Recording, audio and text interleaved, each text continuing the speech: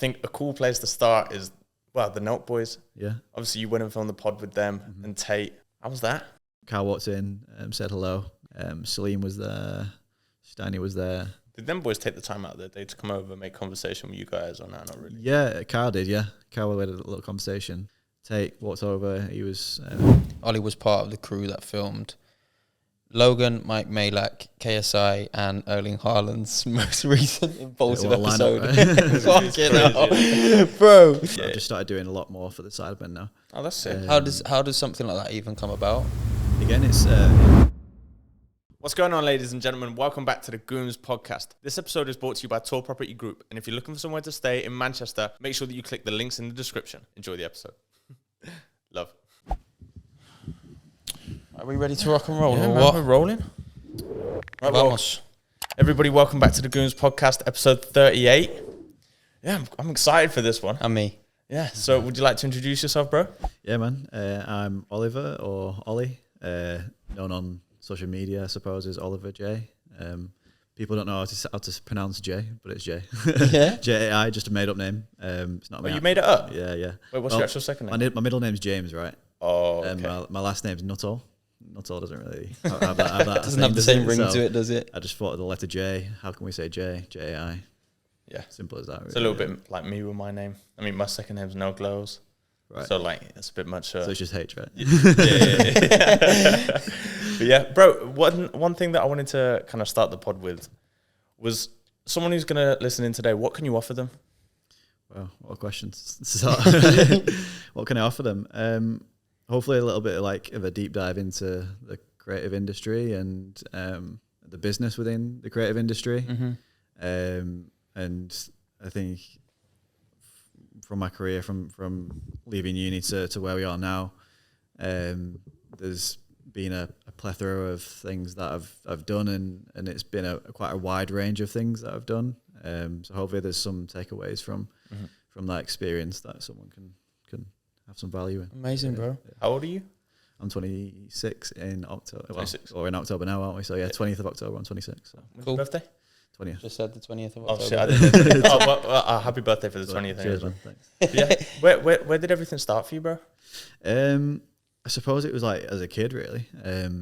I was always making videos on your dad's got a camera recorder or whatever. I was always taking it and using his camera recorder to make like little home videos and like on the trampoline in the garden or whatever. Just having fun and making videos and Just out of the love for it, yeah, more than just anything. like a hobby almost, really. And I remember like using Windows Movie Maker and then progressing to iMovie, and then it's slowly taking steps up. And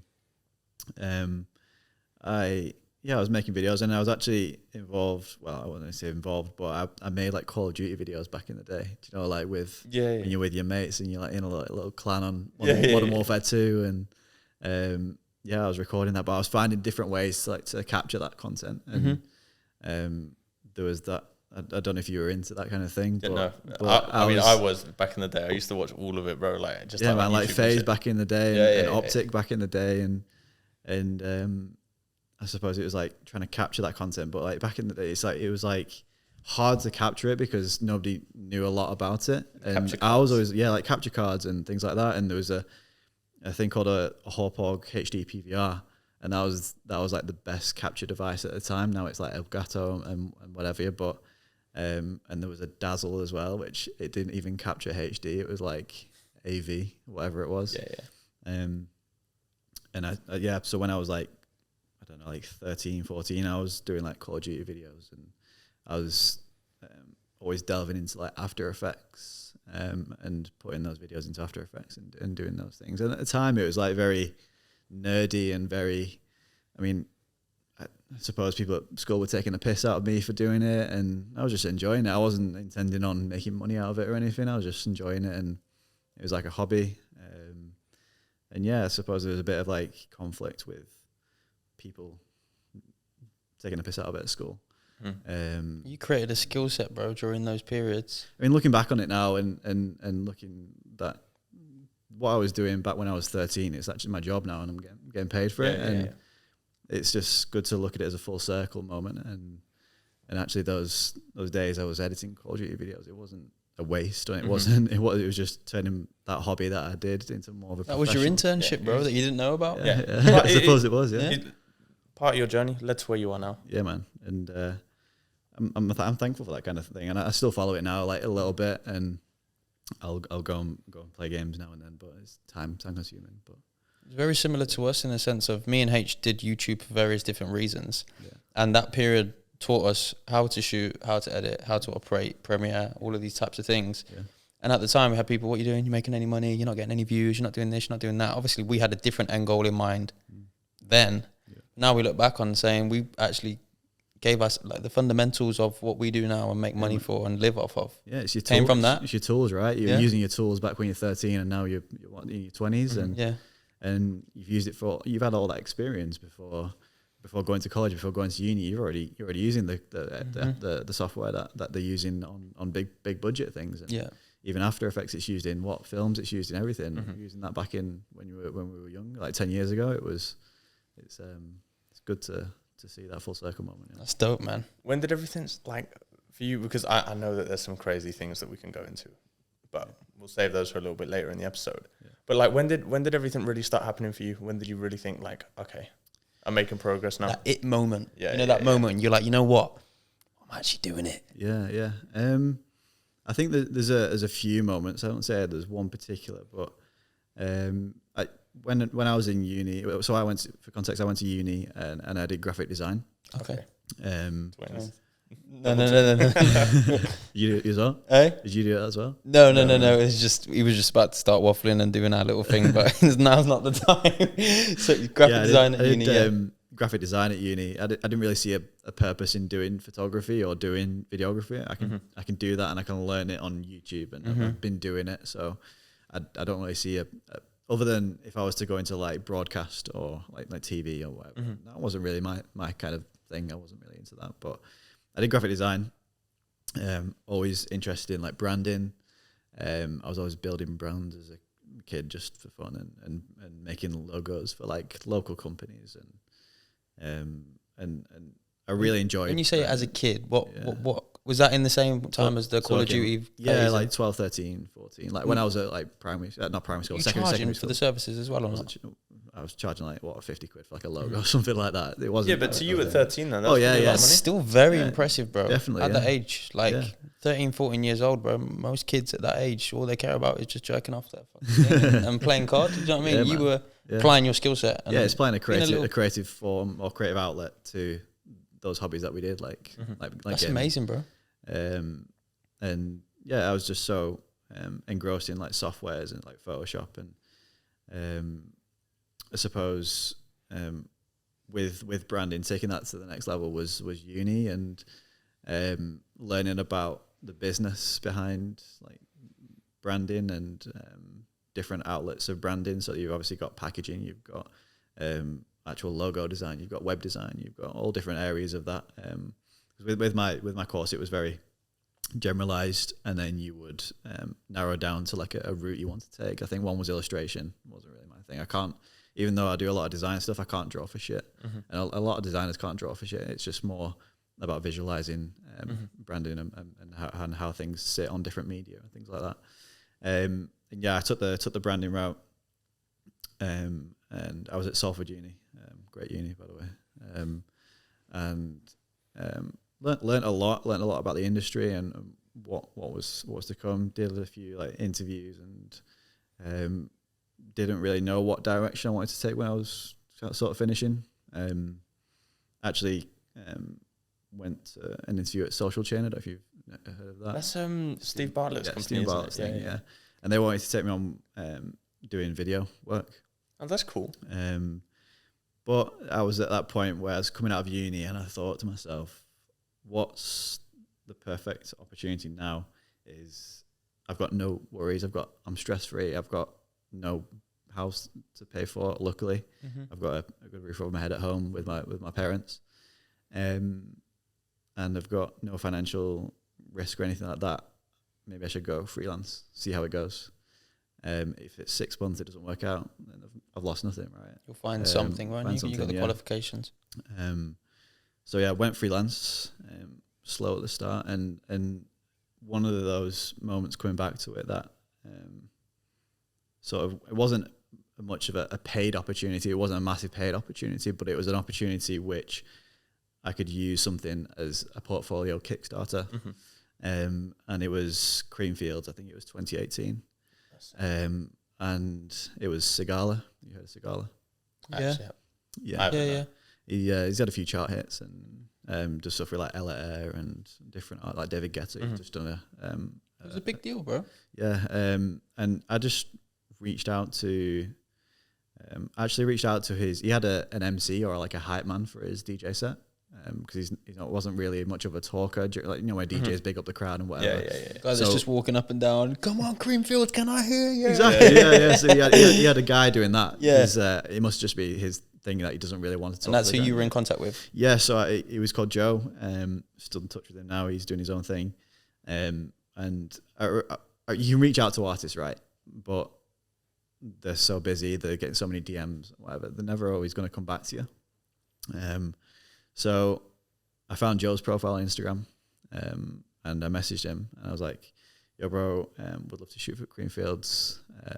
I know you're headlining this weekend coming up. It was really close to the event as well. Let's see what we can do." I think it was like an hour later, got a message back of him. Yeah, I'll put you in touch with Bruce. Bruce is Sigala. That's his real name. I'll put you in touch with Bruce's management. Be good to have you down.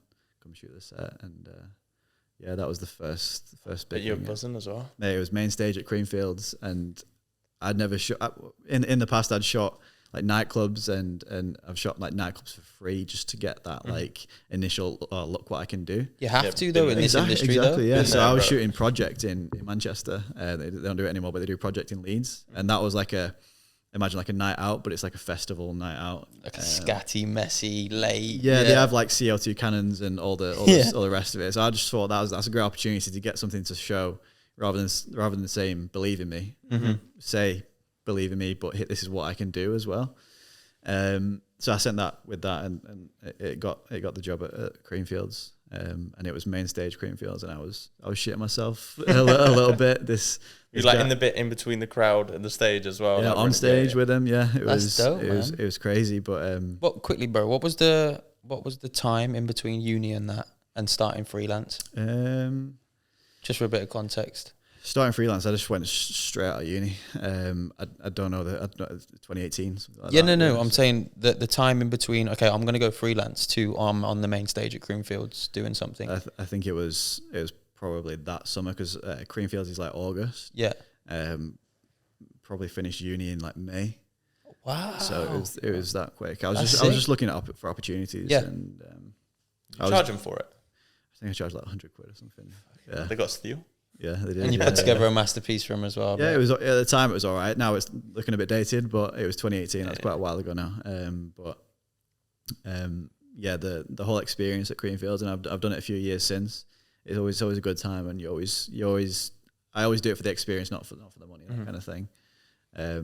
So would you say that was the moment, like, oh wait, I can actually do this? Yeah, it gave me a bit of self-belief. I was a bit doubtful in what I could do probably at the start, but it gave me that kickstart and that drive and that energy of seeing something going out and people liking it and reacting well to it is satisfying. Yeah. I was gonna say, so I know you mentioned your portfolio and obviously experiences now. You've got a crazy portfolio of experiences. Yeah. I see that from your stories and stuff like that. I want to dive into some of those. Yeah. I think a cool place to start is the Nelk boys. Yeah. Obviously, you went and filmed the pod with them and Tate. Yeah.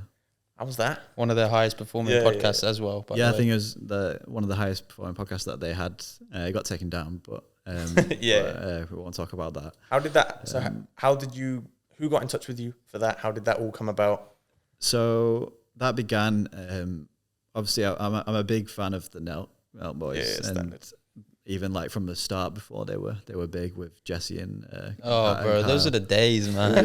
With the Coke prank and everything. It was just I'm always been a big fan of YouTube and been in the YouTube space, so I understood like what their business was, and They were like the first ones to do it the way they did it as well. Oh yeah, it was like, fuck YouTube, we're just going to use you to sell our products, as opposed to the whole merch thing. But they were actually creating a community as well, like the Full Send community. It was very. It's like a cult. Oh yeah, it was, and the things they were putting out, the product they were putting out, it was always creative. That's what I liked. It wasn't just putting. And they always found a way to find something else that went so well with their brand and the niche that they were going into. Even like little things like shotgun tools. Yeah, man. Probably buying them for like 20, 30p and selling them for $6-7, bro. Yeah. Like just flipping them like it's nothing. Super smart business. Yeah, bro.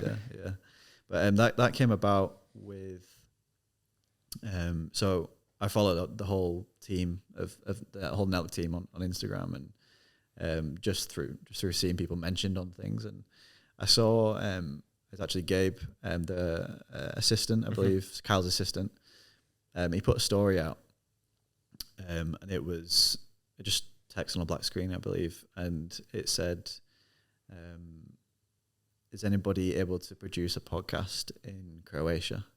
Something along the lines. Because it was Yacht Week in Croatia. Yeah, something along the lines of that. It was like, anybody able to produce this? We need this equipment and what have you. And I looked at it and I replied to it and I said, "Yeah, bro, I can sort it out, no problem." And I couldn't. I'd never shot a podcast before. Shit, that was your first podcast? I'd never shot a podcast before. Shoot your shot, my boy. With Tate as well. I just replied, I went, "Yeah, I can do it, bro."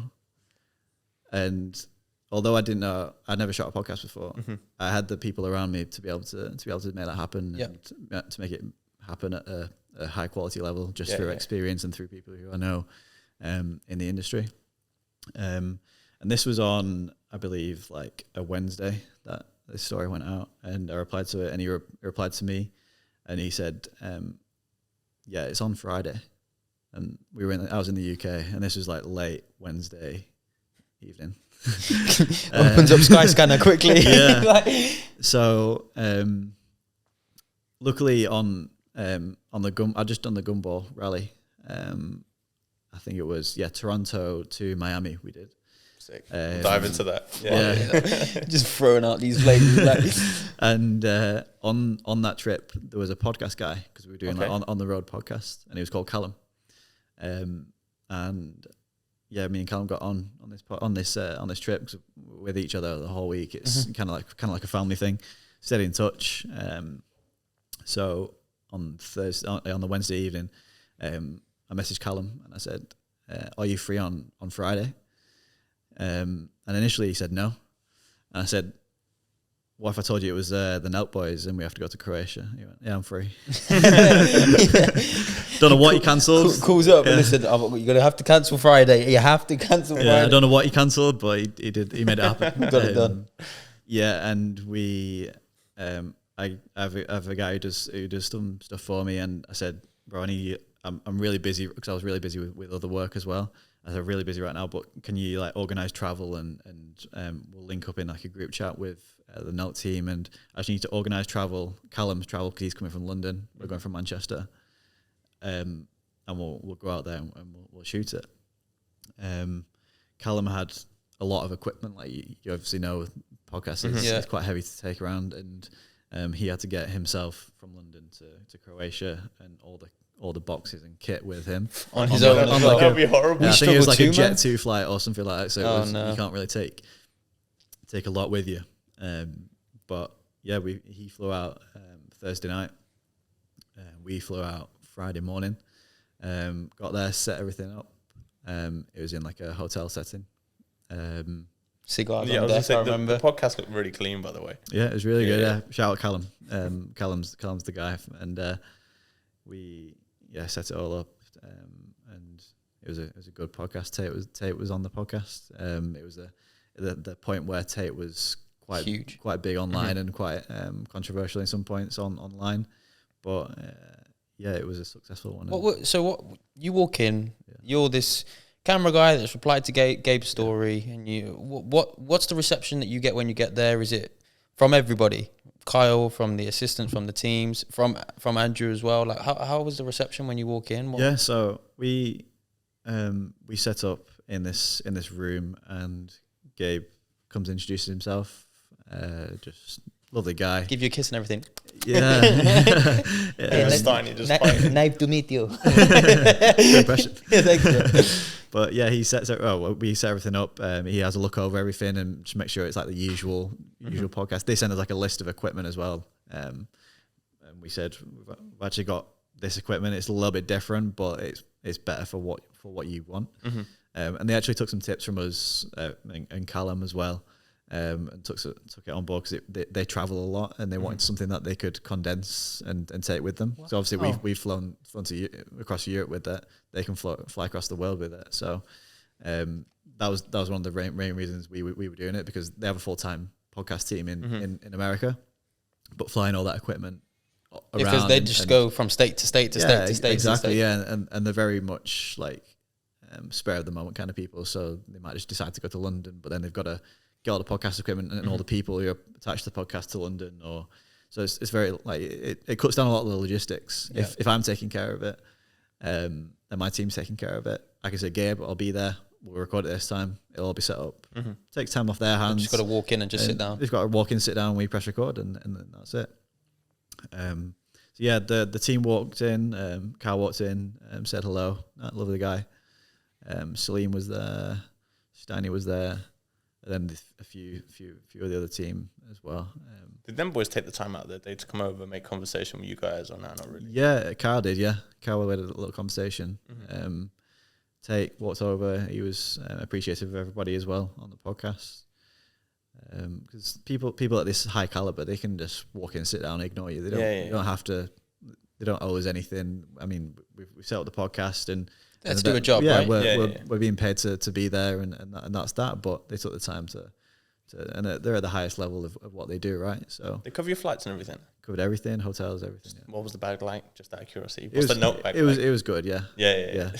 I won't go into exact details, but it was good for a podcast. But it's also I'm one never to take the piss out of people like that. I know how much money they make, and everyone does. They know they make a lot of money, but I'll never take the piss with clients like that because of their importance. And as well, if you take care of them, they're more than likely going to be you're the first person they're going to call back. As long as me and my team do a fucking good job, then I'm going to give you a good price, and it's not going to be astronomical just because of who you are.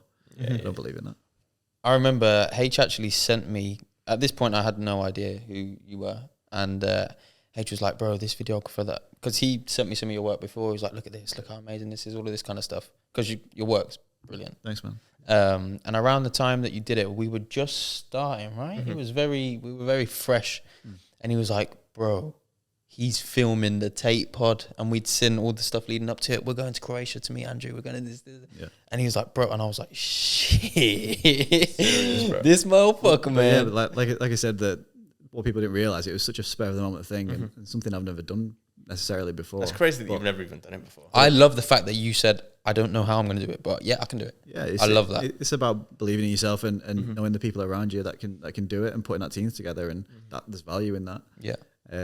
Luckily, I met Callum on that trip. Otherwise, that wouldn't have happened. Was that the same thing for the Impulsive episode as well? Yeah, so that was more Callum's connection and Callum's thing. I was just there to help out on it as well, and bring a few pieces of equipment for that. That was recently in Manchester. Just for some context, guys, Ollie was part of the crew that filmed Logan, Mike Malak, KSI, and Erling Haaland's most recent Impulsive episode.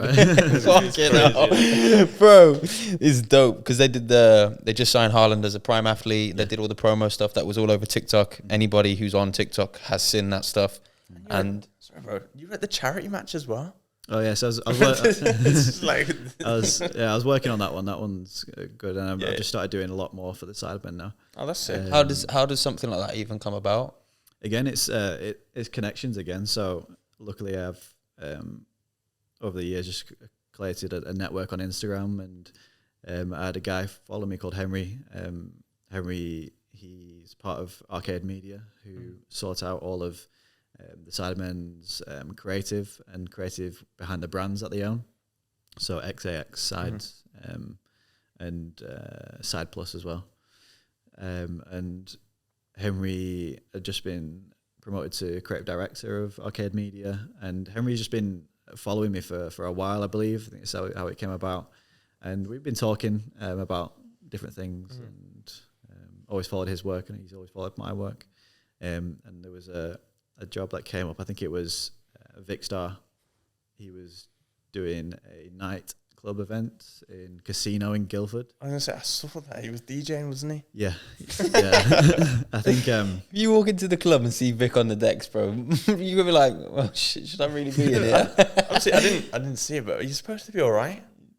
Well, he's probably got a lot of time, all the best kit, probably had the best people teaching him how to do it. Vic's a grafter as well. He uploaded like a YouTube video every single day for like the past 10 years, without missing a day. What, even now? I don't know if does he still like up to like very recently. I don't know now, but he used to grind. Yeah, for like 10 years straight, bro. Like I never used to follow. The only time I would ever see him would be in the group settings. No, I did. I heard it on the. It was very gamey. Like I didn't really. He's very much a gamer, and I heard it on the fellas podcast. They spoke about it. But listen, you don't get to the levels that they get to without putting in that type of work. You got to put the time in for that. 100%. Sorry, bro, we cut you up. So yeah, he was doing an event. And he was doing it was a nightclub in Guildford. I'd never been to Guildford, but it's like northwest Londonish area, and it was like a student club. Just like a student club you'd find in Manchester, I suppose. And I think it was one of the resident DJs there had taught Vic to DJ, so it was kind of like a favour thing, but also a way of getting XX vodka, which is their vodka brand, into the nightclub, and having the space to shoot something for XX vodka as well. So yeah, I was Henry put me on this job. He just said, "Oh, can you do this? It's Vicstar. He's going to be playing at this nightclub," and all it was just making a video. Taking a few photos and just showing the experience, really. And that was my first experience with the Sidemen team and Vic in person as well. And I was quite nervous, to be fair. I don't normally get nervous around talent or people, but I grew up watching the Sidemen. Big deal. I think you probably have as well. And it's watching them for so long and then being in person. It's a weird experience to start off with. Yeah. Well done there, bro.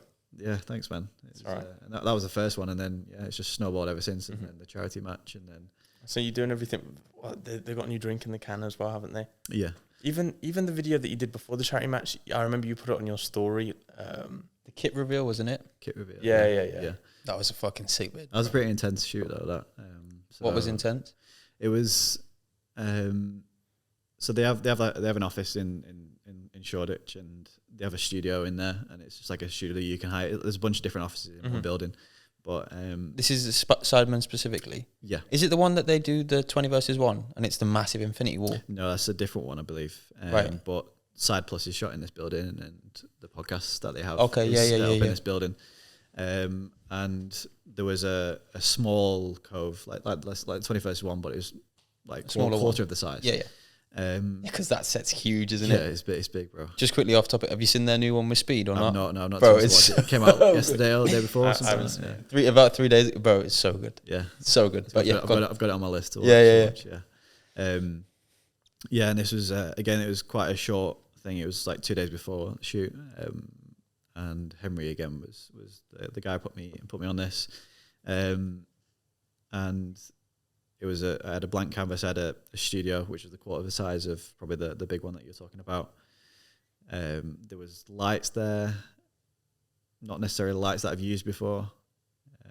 And then they had luckily in the Side Plus studio, they had like a makeshift bench, like a locker room bench that they had the t-shirts hanging up on the kit that they wore. And I had 1 or 2 minutes with each person to shoot. And did they just say like just make an advert? So yeah, it was very much creative freedom. They showed me the kit, showed me the branding. It was very much anime-esque with some of the things that they did for the charity event. A lot of cartoon animation and like Yu-Gi-Oh style animation that they had going on for like the player reveals and stuff like that. So going back to uni, that's where I kind of learned how to work with those assets as well. work with the current branding that they've got going on and branding specific for the event. So I knew that they had this look going on, and when I got to shoot something like that, it's very much tailoring the shots to sort of constructing the edit in your head already before you even back at the editing desk. Yeah.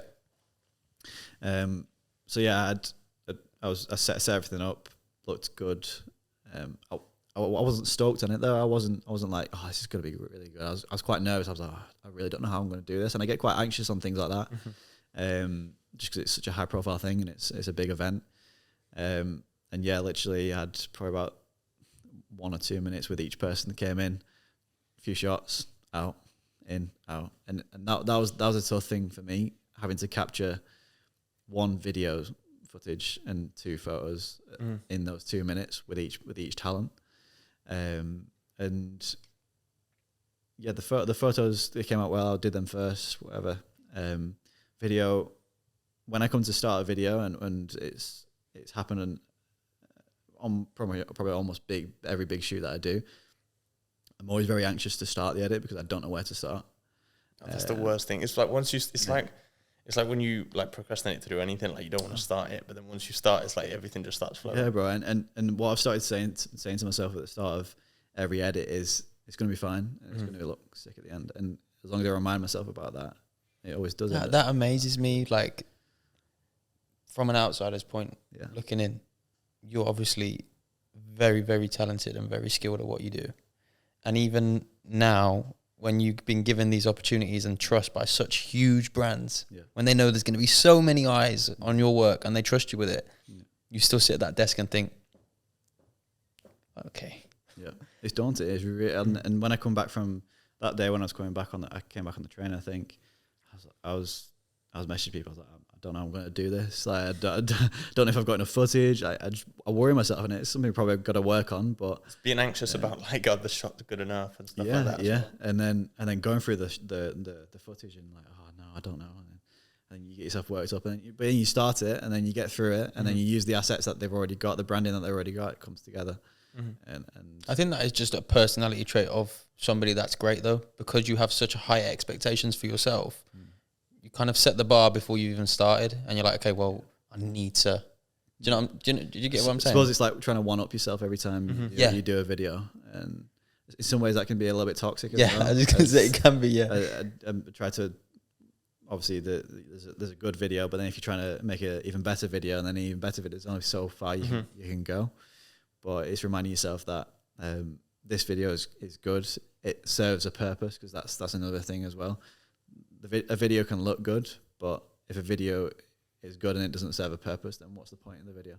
If it's for sales or if it's for brand awareness, then that's the purpose that it's set to do. And if it achieves that, then it's a good video. You tailor your edit specifically to what the purpose of the video is. Yeah. So the call to action on that was to visit the site, and it showed off the kit in its glory, and it showed the dates of the event. So it upsold the dates, and it featured the talent. The talent's the hook, and which always works. Yeah, was your opening shot JJ? No, JJ wasn't on that shoot, unfortunately. I think he was in camp or something like that. Oh, okay. Who was your opening shot? I think it was Vic. Really? Yeah. Oh wow. Okay. I think I put Vic there. Yeah. Is Vic the second biggest at the Sidemen?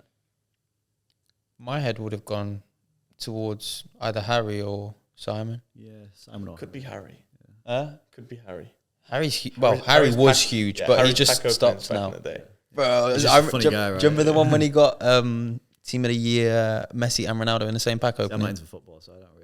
Oh, bro, I remember that one, and I never really used to watch too much game and stuff. Yeah. I used to watch it to see if he'd throw a chair. Yeah, launch the chairs everywhere. And all. I remember the when he shot the ball at his mum's face. That's still going to this day, bro. Yeah. To this day, still viral. Yeah. God knows how many views that's on as well. Yeah, very crazy. Yeah. I was say one thing that I remember after you did the Sidemen shoot and you put it on your story, you said like the importance of branding and like someone that's good at branding, like being able to captivate that in a video in such a short shoot. Obviously, you explained how little time you had. Well, like what is good branding for a video? Like how are you selling from the video? I think it's a lot of different things. So you've got to understand the intent of the shoot first of all. So what does the client want the outcome of this to be? Is it just for brand awareness? Do they just want to make the Sidemen look nice or look good, or do they want to sell a product within this video, or do they want to sell a service, or do they want to inform people about something? There's different things that a video can serve purpose for. So once you understand that, that's when you take a look at the branding that they've got ready for the video. If it's a specific event, or if it's just a brand in general, what branding do they currently have, and how can that be used to aid that video in its purpose?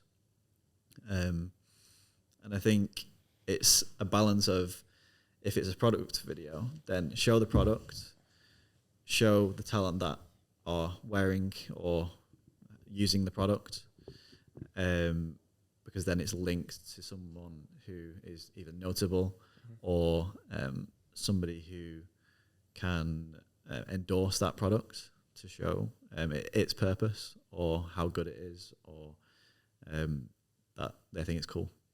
It could be as simple as that. But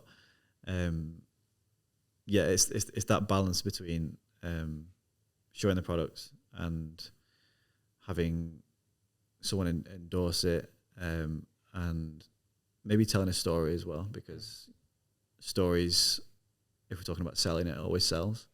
And having with someone like the Sidemen, it's important to show that who they are, and always keeping those roots within the video. So if one of the Sidemen in this serious video is funny, always keep that funny moment in that video, because it shows their personality. We don't want to change them as a person, because then it becomes blurry between, are they the Sidemen, or are they just people selling a product? It just becomes less personal then as well. And personal take on the Sidemen stuff has been working for a very long time, so it's like, why mess with it as well? And people grow up with these guys, right? And your favorite YouTubers are like your friends almost.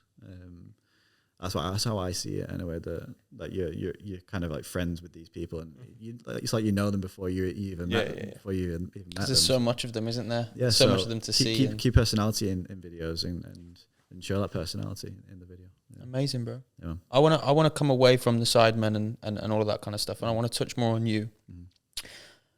What does the brand Oliver J, where do you see yourself in the next 5 to 10 years, and how do you intend on getting to those places? I see myself expanding a lot.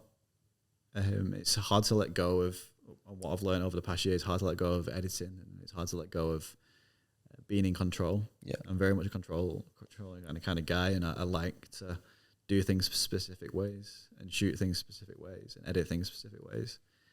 And I suppose that's just me always doing it, and doing it until it's done right, rather than doing something and it being average. I always want it to be the best it can be, whether that's doing spending 3 extra days on a video. I'm not going to charge for it, but I just want a good video at the end of it, and I want that client to be happy at the end of it. And I think you can get to a point where you're doing so much yourself, you can't take it any further. And it's bad business, right? If you get to a point where you're capped and you're working your ass off, you've got no time to yourself, and you can't go any further than that. So what do you do? Growth in it, you expand, right? And that's where having a good circle of people come into place, and people who you've met along that journey of you doing everything. And that's where I've just recently started doing things like, obviously, like the podcast thing. There was 3 people on that, and Callum was sort of leading that, but it was under the Oliver J brand, as you know it. And that's where I think expanding and taking it further with my career is going, and then expanding businesses as well. I do other things apart from videography. What do you do? So I own this brand, Dreamland. Amazing. With congrats. Thank you, man. With a influencer and creator in America called Jacob Riglin. You'll have seen Jacob's travel photos, video, everything you see on Pinterest, like in Bali or Dubai. You'll have seen Jacob's photos somewhere. Okay. And we had this synergy where he was traveling all the time and wanted something to wear, and we're creating all these amazing videos and photos for brands and getting paid for it. But why can't we make our own brand and do it ourselves and do it the right way and do it how we want to do it? So that's where that synergy came in place. I did merchandise design for the chain smokers a little bit, and some other influencers in America, and that link came through that. That's amazing, man. So there's other businesses there that I'm exploring, and I do a lot of video content nobody knows this, in the dentistry really section. So might be able to help us. it's just it's a niche that I found, and we're sort of launching an agency within the dental space in the next few months. That'll be cool, man. Another one. So you keep yourself busy, and it's all part of that growing and expanding. Yeah, it's growing and expanding. Like I said, you get to a point when it's capped, and I'd like to free up more of my time, because I'm a workaholic. I'll sit there editing until 3 a.m. and then get up at 9 a.m. and then go to a shoot and then come back and do it again. It's and I'd like to free up some of my time. So I think that's nice at the beginning, though. I don't know, because we're kind of in that stage now. It's like constant. I don't mind it. I think nice might be the wrong word. I think it's just we're so locked in. Hungry for it. Yeah. Hungry. Yeah.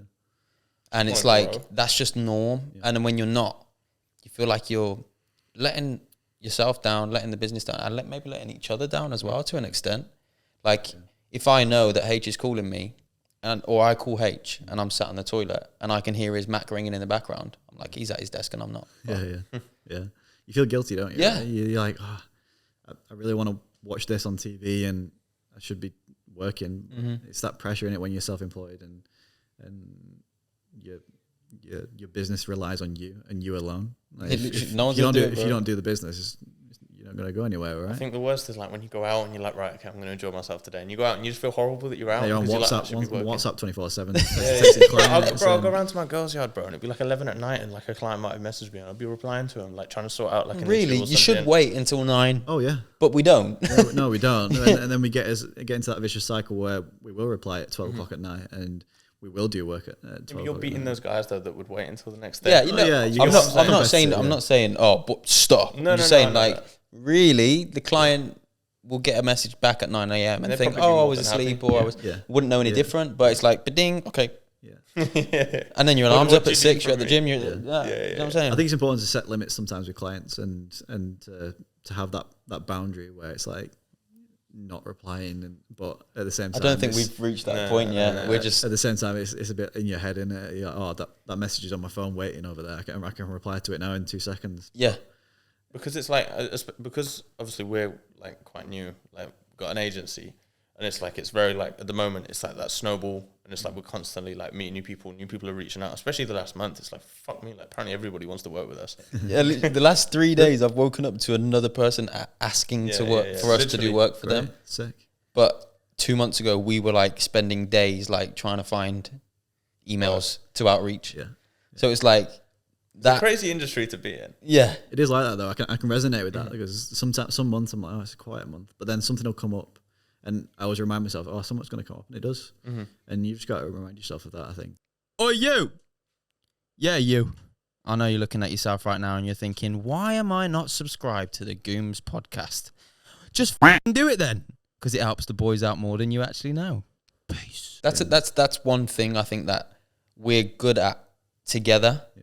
Because one of us might be like, and the other one's like, bro, come on, man. Like, we woke up, went to the gym, we got on the laptop, we did our stuff, we're going to keep doing our stuff, and something's going to come. Mm-hmm. You're doing it, that's the main thing. It's like a patience game. Actually, if you're not doing anything and nothing's coming, then what do you expect? Don't blame you. Like, but if you're doing something every day and it is coming, guaranteed it's not going to be coming at some point, but it will come, then that's the main thing, as long as you're doing something.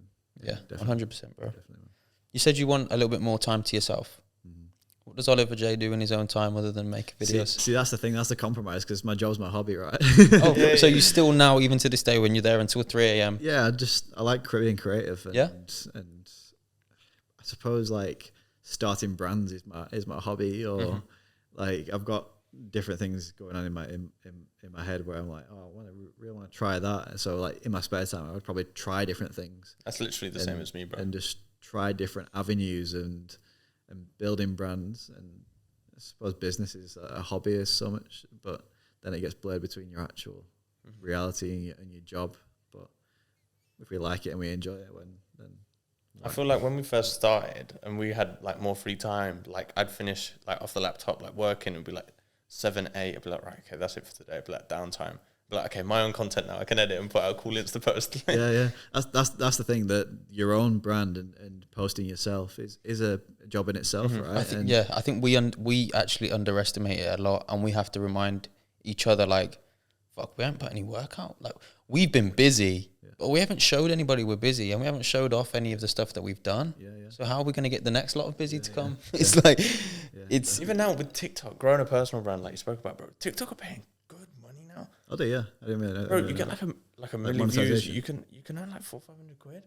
I think 1 million views equates to £1,000. No. If all the views are counted, but like if someone doesn't watch the video for longer than 5 seconds, it doesn't count as like a view for the creator fund that they've got going on now. But they've changed that's it. Good though. But for only for content over 1 minute long. That's good. So you can put like. So they're pushing more like long form. Yeah. So the podcast clips.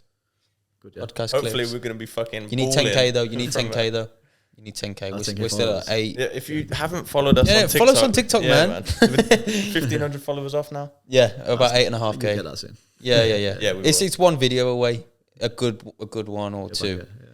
But yeah, even like what H said about growing a personal brand on TikTok, like we went through a phase where it was every day we were posting something and we were accumulating good views, we're creating a good following, and we just stopped because we got too busy. And it's like the last thing you want, well, for me anyway, the last thing I want to do after I've spent all day at the desk is, okay, I'll go make my own content now. Like, I want to watch football and I just want to chill out. I suppose that comes to expanding as well. Like you can pay people on, let's say, Fiverr or something like that to post those things for you.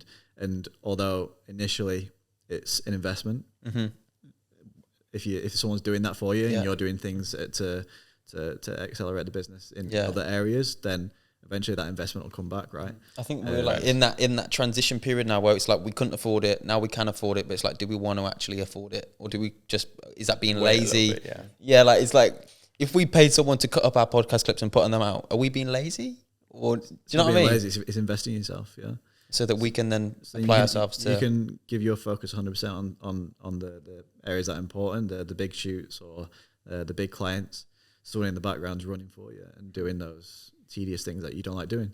And it's going to be an investment, and you're going to take a little bit of a reduction in whatever monthly income or profit is, but that running in the background will hopefully pay off and in 2 or 3 months. Initially it won't, but in 2 or 3 months it will do. It's just making that first initial jump, isn't it? It's just a bit like, okay, do we really need to do it when we can do it? I feel like if I had someone to actually get content of me, like when I'm just doing my shit like the gym or like when I'm running and like stuff like that, I feel like I'd make time to edit it, but it's because it's long actually getting the content. Well, listen, any young videographers that are listening in the Midlands want to come and work for free? Want to come? Yeah, we'll give you 25 quid for a full day of shooting, man. I'll be there. But fucking hell, why don't you like? Obviously, you've got a pretty decent personal brand on Insta and stuff like that. But how come you don't post like consistent content all the time? Just like you said, time. That's the thing. I mean, I've started posting more of the Sidemen stuff, and I do want to post more, and I do in a way want to do more speaking to camera videos and talking about the industry and the business and ways of editing, and cause there's a lot of complex things within editing that I'd like to talk about, and it's having the time. But again, so I wanted to know who you were. Like, obviously, your face isn't really on your Instagram. Yeah, I was literally just about to say, bro, I didn't have a clue what you look. I didn't know what to expect today. I had a rough idea, but so that's something I want to improve on, because everyone's don't know who he is. But I think there's something quite nice about that as well, though. But then it's intriguing. Like you open up your page and it's like it's just work. Yeah. So like, I think Some pretty cool work, though. Oh, yeah, of course. But you're a nice kid. You speak well. Yeah. Like, I got good vibes off you. I think that could actually work in your advantage as well by showing that a bit to the people that invest into your work. Man, yeah. I think it's the time thing. Like, I want it, but I've got a setup in my home office now where I can hopefully churn out some of that content and talk about the processes and talk about myself maybe. Yeah, well, if you need some editors. Yeah, I might need some. Yeah, definitely. I'm using the AI thing that you were talking about. Oh, we can't say that. We can't say that. Everything we do is here, yeah? Everything. But yeah, I'd like to build my personal brand. I think the personal brand, I don't have a website anymore, and I haven't had a website for about 3 years. And people are like, how do you get work? And it's just through the word of mouth. Yeah, literally. Through the network. Once you've got a solid few clients, they'll recommend you to the people that they use, and then do stuff for them, and then it's like a big snowball rolling down a hill. It's just we had a thing like that similar where we went to a big corporate real estate. They're not a real estate agency, are they? What are they? They own property. Yeah, they own like basically half of Birmingham. So. Yeah, and we went to them and we showed them all of our stuff. They're like, yeah, great. What's your website? What do you mean? Didn't have one. Yeah, I'm like, I've got my Instagram. You can go on. Yeah. Instagram. Our CEO is 55 years old. He wants to put www.gmscreative.co.uk and see what you do. Yeah, definitely. And I was like, fuck, we don't have that in place. It's good to have. Yeah, we do it now. We actually came away from that, rebranded, said we changed our name because we had like a bit more of a childish kind of spin-off of it. It's Gooms Pod and it was Gooms Visuals. Yeah, cool. But a big corporate CEO is never really going to take a Goom seriously. Yeah. So it's still Gooms, GMS, creative. It's a little bit more corporate, works at the website. I think something like a website as well, it's with technology as well, advancing every day. It's good for be able to, what I like is to be able to book a call with someone from a team as well. So obviously you can integrate Google Calendar into your website these days. You couldn't do that back when I had a website, but if I say to myself, I'm going to put every Wednesday on my website and people can book a call with me to like onboard as a client or to have the talk about a shoot that they potentially want, then I think that's a good thing to have. And it's powerful, and you can obviously use Facebook ads to drive to that if you wanted to as well. But yeah, technology on websites these days it's very much video based right now. There's not a lot of websites. I think it's something like 90% of the content on like on the internet, like it is video content, which is crazy, right? It's good for us as well. Yeah, very good. I don't think video content is going to go anywhere for a very long time. Like content really is king at the moment, I think, anyways. Oh yeah, definitely. As say, it's for your personal brand, it's video. For products, it's video. Even like Facebook ads, there's not really any static photos of products anymore. Services, it's more videos and telling people the service that you provide. And with TikTok and platforms like TikTok that are popping up, I feel like TikTok's a bit of a tricky one though with like what we do. Like I feel like organic content works better. Like unfinished content like this, like shot on an iPhone, like not really edited that well. I feel like that's always what does the best. It does, yeah. It's a relatability thing on TikTok, I think. It's one of those things you can put 10 hours into a video, put it on TikTok and it flops, and you put something at the gym and on your iPhone and it gets 50k views, 100k views. It's one of those, but I suppose it's the people. If you got to think about the people that are watching it as well, and they want that iPhone content. They don't want this polished video that looks like an ad because they've come off of Facebook because it's full of ads, or they've come off of Instagram because it's full of ads onto TikTok to get that release. I think that's important for especially some clients to understand as well, is that often iPhone content or content they shoot themselves, edited in our ways to obviously to put the hook at the start and to craft it in a way that the structure works well for those platforms, but shot on an iPhone is always a great thing to have as a business. Yeah. Even like time lapses of like I was talking to a joiner, like a luxury joiner. He makes like woodwork, like you see in here. Okay. And I said, bro, just set up a time lapse of you putting this thing up and put it on TikTok or put it on Instagram Reels. And it's that satisfaction thing, isn't it? Yeah. And it's such simple things, but people overcomplicate it in their heads when they think they need this videographer and they need this high level production with nice lighting and stuff. But it's not always the case. In some cases, you do need that, and it is good to have for web or for the clients who really want to delve into your brand, and it's going to be an expensive service, let's say. Then they can see the quality in the product, but that initial drive, organic drive, can come from iPhone content, definitely. Yeah. Have you had As a quote from, I did photography at college, and my photography teacher, and she's probably the best teacher I ever had, and she always said to me, if someone asks, this is very British as well, if someone asks you to make a cup of tea, don't just make a cup of tea, bring them a biscuit with that cup of tea. And if you apply it to the creative industry, it's like, okay, someone's asked you to make a video, don't just make a video, go the extra mile and make a video that's fucking sick. And I always live and apply that quote to anything that I do, whether it's making a brief for a client or directing a video, or if you apply that same mindset to everything, don't just make a video, make a sick video. It's such a simple saying, but it's like it's a necessity. Really, we apply it though without thinking it. Yeah, we do apply it without thinking it. A lot of people do, but when she said that, don't just make a cup of tea, bring a biscuit with a cup of tea. It's just that extra mile, right? Leading on from that, let's just say, well, me and H now, we're in a position where we want to go to the next level in terms of our agency and even just in general, our skill, how we can put out pieces of work that are closer to the quality of what you do. What would you say to them to potentially be able to get to the places and the levels that you're at right now? I'd say invest in yourself.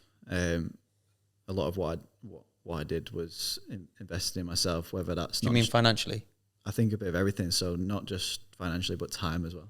Time to educate yourself in maybe new areas of design, or if you're making videos, making good videos, but your branding's lacking a little bit, you don't understand how to use certain brand assets that they've made, then educate yourself on that. So there's a lot of investment in education, and that can be free education. It doesn't have to be monetary education. You just go on YouTube, or the best way of learning is to do it right. Throw yourself in the deep end. I think it's something like 20. I was listening to a Hormozy podcast. I've been listening to it the majority of the week, and it's he said something. It's like 20 hours to be like sufficient or something. It's like it's nothing really. Yeah, it's nothing. Like it's absolutely nothing. Yeah, and you can do that in like what, 2 days, 3 days. Like literally, it's not going to be a massive amount of time, but be the master of that particular thing that you're learning as well. And once you're a master of that, add another thing to your belt. It's like leveling up in a game or whatever. You're just adding things to your repertoire, and then once you've got that full knowledge of everything, yes, you can do it yourself, but then you can pass it on to other people as well, and you can guide them on how to do that and how to do it your way as well. Yeah. The important thing is telling people and showing people how to do it your way, and maybe showing them your thought process and your process of making videos, or your process of editing. So there's definitely something in investing in yourself is something I would say, and monetary as well. So whether that's equipment, it's going to be gradual. So it's something very expensive. You can gradually work up to that. It doesn't have to be like instant. I'd say invest in equipment, although equipment never is the be all and end all of everything. You can make a really good video on an iPhone, and you can make a shit video on a camera like that over there. It's about the way you use it, and that's with your education that I just talked about, and then the equipment comes with that as well. So yeah, definitely invest. Bro, what was Gumball like? So to me, that's a crazy experience. We first heard about that from the Fellas podcast because they had the guy who started it on there. Yeah. We actually said, what did we say? We were like, bro, one day they're going to ask us to go on. That's the crazy. It's like what is it, like 300-400 grand to go on? 300-400. No, it's like, it depends. So the most recent one was like 80 grand per person, and the next one's like, I don't know. Like it depends where you go as well. Though, they're going to fly your cars to different continents. It depends where it goes and what the route is and what's along the route. And what car did you have? Or did you not? Were you just going around and sprinting around or something? So I've done 3 now. Oh wow, 3. Yeah. Can you shout us next time or what? Yeah. So the first one was Toronto to Miami. That was my first one. Got involved with that through a mutual friend. Again, they were just looking for an extra person to jump on the team. And what it is, we're all freelancers, and there's probably about 3 or 4 video guys, and then about 4 or 5 photographers who all go on this trip and capture it. And it used to be once a year, and then they did one every 6 months, just gone, and then they're going back to it a year again. But yeah, Toronto to Miami, I didn't know what to expect going into it. You hear about about Gumball being this like this very prestigious event, and a lot of celebrities going on it, and it's an endurance. That's what it is. It's an endurance. It's not a race, but it's an endurance trip, I would say. What do you mean? So how the Gumball would work, so if we're talking about the Toronto to Miami one, we actually, as a media team, flew a lot of it. So the Gumballers, they drive from one place and they end in another place within a week. And every day they stop at a different hotel, different place, different country. So Toronto, I can't remember the exact route, but some of the stops in the Toronto to Miami one, we went. So Toronto's in Canada, and we went into America and went to like Nashville, Atlanta, and we finished in Miami at the Hard Rock Hotel in Miami. And yeah, so me and Matt were paired up as like a video team together. So you kind of get a little pair, and that's who you share your hotel with. And yeah, the America one, we flew a lot of it. So we started in Toronto. You shoot like the grid and people starting, and it's like a massive free public event. And all these cars lined up. I think there's about 75 cars, all lined up along this like main street in Toronto. And me and Matt were flying it, so we had a very strict schedule of like, you need to be at the airport at this time, and we were doing. That was a bit frustrating. Yeah, so we were doing 1 flight a day. And you battered by the end. Mate, it was intense. So with Gumball, you sort of wake up at about 9 a.m., 8 a.m. maybe, and then you would go on the road, shoot on the road as well. So you would shoot like cars on the road traditionally. Some of the team actually drove in like a support vehicle. It wasn't anything fancy, but it was a support vehicle. Me and Matt were flying. So me and Matt would get up at like 9 a.m., go to the airport, get in the airport, get to the destination at about 4 p.m., get there at 5 p.m., get to like the hotel like 5 p.m., and then the cars would arrive in this location, and again, they would line up a grid in the street, and we would shoot them arrive in. Often quite sweaty work, 'cause it's quite hot over there as well. I get best sweaty when I'm using my gimbal as well. Yeah. Lugging a bag on your back as well, because you can't put it down because it's like in the streets and whatever. And then we would go to the hotel for like 7 p.m. and then 8 p.m. we would go to like a dinner, shoot the dinner. And then 8 p.m. till about 10 p.m. they would just have the dinner, shoot that. And then they would go to a club. And we got to shoot the club as well. So then like half 11 p.m. onwards until like 4 a.m. you'd be shooting, and then you got to do an edit as well. So you got to edit. And what were you getting? Editing everything? One edit a day. So we would get in at like 3 a.m., stay up to like 5 a.m. to edit this video recap of the day. That would go out the following morning. Then we would get up at 8 a.m. again, do it all over again. You do that for a week long. And yeah, that's why it's an endurance, because you're on about 4 hours sleep a night, and you're traveling all over I bet the longest part was probably having to go through all the content and put it, like, condense it all into one video. Exactly. You do shoot a lot and you overshoot sometimes, and they do use the footage for like months after the event as well to promo, and they did like a documentary with that one. And then the second one we did was Dubai, starting Dubai to Abu Dhabi. So we went into like Oman and a lot of the places around there. That was very different, because we're in America and it's very commercialized in a lot of the places, and then you go to Dubai and it's just, we're driving through like deserts and there's nothing either side of you, and you're on there for like 3 hours, and then you would arrive at this 5-star luxury like retreat in Oman that you would never ever go to ever again, probably in your life. It's just somewhere you don't really think of going. And things like that, it reminds you of like why you're doing that job as well. Like the pay isn't great for something like that, but that surprised me. I thought it would have been bad.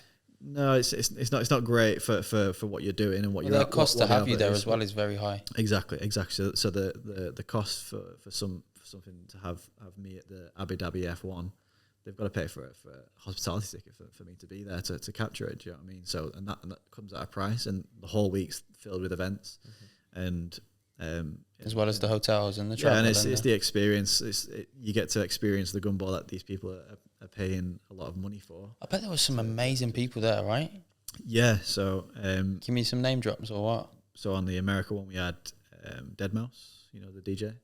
I don't. If you're into electronic dance music, Deadmau5. Yeah, it's like the big mouse helmet on. Yeah. We had David Hasselhoff. Oh, wow. Pretty crazy. We had Bun B, who's like a hip hop legend. Actually, at one of the charity events, I was a bit gutted, but Tony Hawk was supposed to be there. They do a charity auction every gumball, and yeah, Tony Hawk was meant to be there. He's like skating legend. He was like one of my like childhood. Like I don't ask for many pictures of people, but I would have asked for a picture. And unfortunately, he broke his leg like the week before, or something like that, so he couldn't get there. But he did like a little video message and all sorts. Who else have we had? So on the Dubai one, we had like Philly. Young Philly. Yeah. I actually remember seeing the snap stories of him there. Yeah, because he went out as part of the team, right? To be there and to be the personality. Yeah. And then on the Europe one, just gone, we had Harry Pinero as well. That's pretty sick. And Heady one. Yeah, I saw. No, I saw there was a video. Him, I think, was it DMO as well, and they were walking through the streets of Paris. I think. Yeah, and we had Alhan from P45. Yeah, he's a funny guy. A lot of different personalities, and it's fun because you're kind of like friends with them. You become friends with them. You're living with them for a week. Spend a lot of time with them. Yeah, and you see a lot as well. That the Europe one, I would say, is probably my favourite that we've just done. We went from started in Edinburgh in Scotland, so we're on home ground. Went to London, and then to France, Amsterdam. Went to we finished in Porto Montenegro. I feel like in the Europe one you probably see a lot more culture because the Dubai one, it's a lot samey. Yeah. The America one, you're going through state to state, but it's very samey really. Yeah, Europe was very varied. It's very different, isn't it? So like we started in we went to Scotland, then went to London, so we experienced the London crowds. But then the next day we're in France, and then we're into Switzerland. And Switzerland, you're in the Alps, and we were driving up like the classic windy roads up to the Alps. So and for that one we had a Defender as well, so it was pretty decent to have those. And we drove that whole one, and we drove the whole Middle East one as well. So we weren't flying. I think that's the way to go. Just drive the whole thing rather than. We have dedicated drivers, so we're not too tired driving at the wheel. And are you editing in the car? Editing in the car, yeah.